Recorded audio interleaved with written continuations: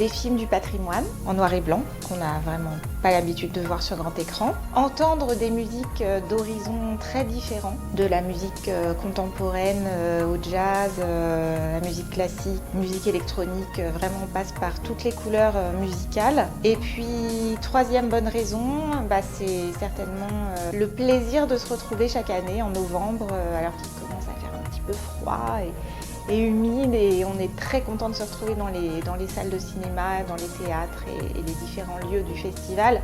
Il y a beaucoup de chaleur et beaucoup de sourires, et voilà, c'est un peu une fête. Voilà la troisième raison.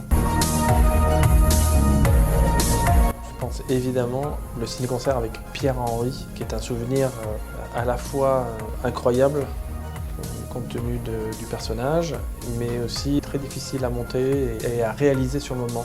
Mais après coup, c'est un souvenir sans doute le plus marquant. C'est certainement le premier jour, je dirais, parce qu'il y avait énormément d'émotions. C'était la première du filmé, il y avait Costa Gavras qui était là, notre président. C'était un jour vraiment très très particulier pour moi. Je pense que c'est Moustier, Sainte-Marie, c'est très très chouette. C'est l'abbaye du Toronnet, toujours. Pour les vacances de Monsieur Hulot, moi je dirais la poésie en pellicule. Le spectacle Octave Bobine, Chaplin le Magnifique. Charlie Chaplin, c'est la pépite. Pour les films d'Harold Lloyd, hilarant. Pour le bonheur, iconoclaste. Pour les deux timides, un petit bonbon. Pour Ghost de Tokyo, c'est le bonheur de l'enfance. Et pour le caméraman, l'aventure. Alors pour la compagnie des Amis de Fantomus, je dirais la malice. Pour les voix animées, je dirais la complicité. Pour Céline Nini, je dirais l'inventivité. Pour le Philharmonique de la Roquette, je dirais l'expérience.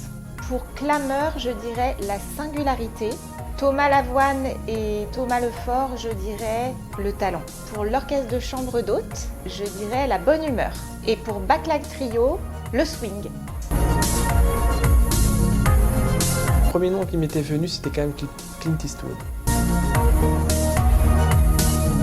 Je dirais que ça remonte à mon adolescence. J'étais très fan de Madonna, donc voilà, j'assume.